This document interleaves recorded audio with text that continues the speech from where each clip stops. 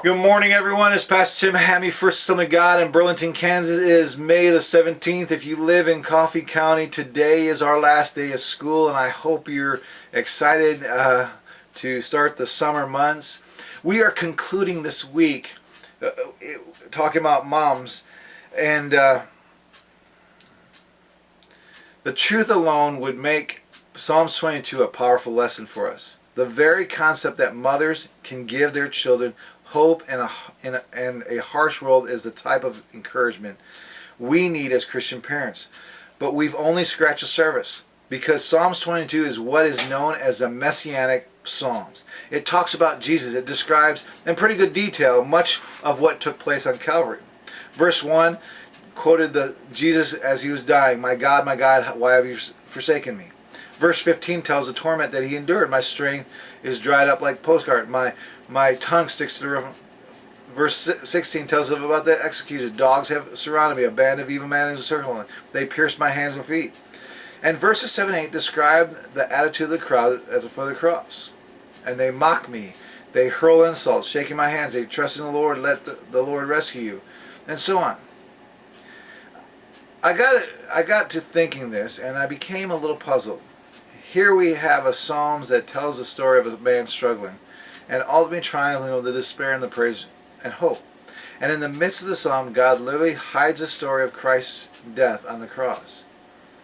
And I got to be thinking, why would he do that? We put these two stories together, and I realize in this world we will have trouble. In this world we will face opposition and disappointment. In this world we will encounter hardship and pain and death, just like the guy in the Psalms. So I want you just to think about that. I want you to think, why did, in the midst of this Psalms 22, where it was the Messianic Psalms that were talking about the crucifixion of our Lord, and they put statements about the mom in the midst of it. It's important to have a godly mom, and there is destruction, and there is depression, and there is discouragement, and personally, I just want to share this with you, and it's actually been 39 years ago that my mom had to make one of the most greatest statements, I think, of her life, or commitments to her life. It was October 20th, 1974, when I was trapped in a fire, and they pulled me out, and I died, and they took me to the hospital. And I remember my mom telling me this, that when they took me into the emergency room and they were working on me, and she said this simple prayer: "God, if you let me keep my son, I will raise him up in the admission of the Lord," or following the Lord. "If you want to take him, he's yours." So at that moment, a mother's heart was praying, God, whatever you want to do, we'll flow with it. And of course, you see me here, so I must have lived. But the fact is, that statement always stuck with me, because I don't know how many times that we get into a situation and we know the Lord is Lord, but we want to sometimes control the situation. But even in the midst of trials and tribulations, we need to let the Lord be Lord, and we just run with it and do the best we can with what we have and what God has blessed us with. See, we all go through situations in our life, and I'm kind of off the subject with moms, but still, throughout my life, my parents have had to take a lot of pressure with my surgeries, and with driving, to the hospital, because my hospital was in Milwaukee, Wisconsin, every time I had surgeries.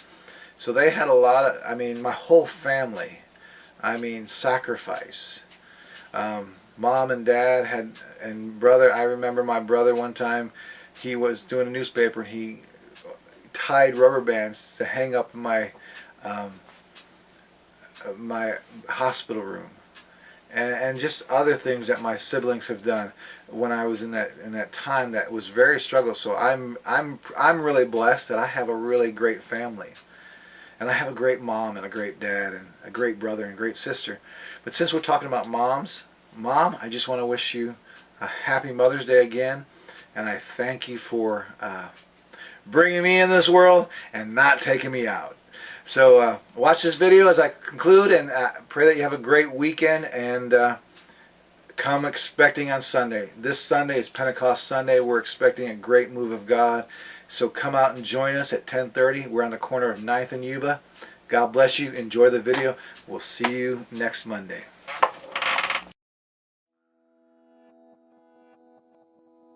Toys are scattered.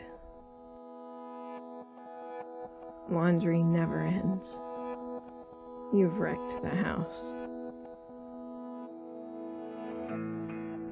It's tiring. Yet here I am. I never tire of watching your little face as you sleep. So peaceful. Your eyes wander, your fingers twitch, your leg moves. Are you running in your dreams? Are you playing in the ocean? Or walking across green pastures? I wonder, how is it that I can be so tired, so confused, sometimes it even hurts, but still, I feel breathless over you. I'm scared, but courageous, torn, but resolute. It's terrifying because your heart, your hopes, your dreams, they're all on the line, and I'm responsible. Yet I have so much strength in me.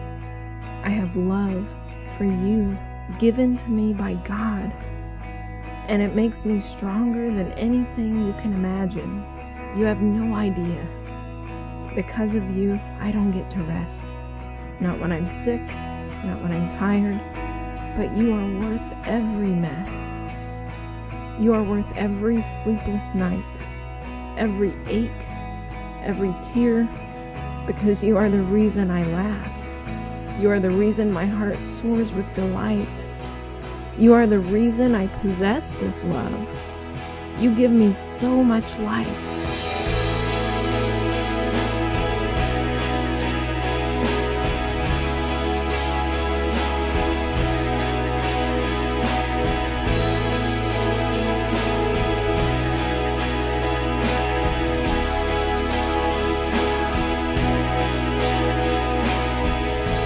And you know what?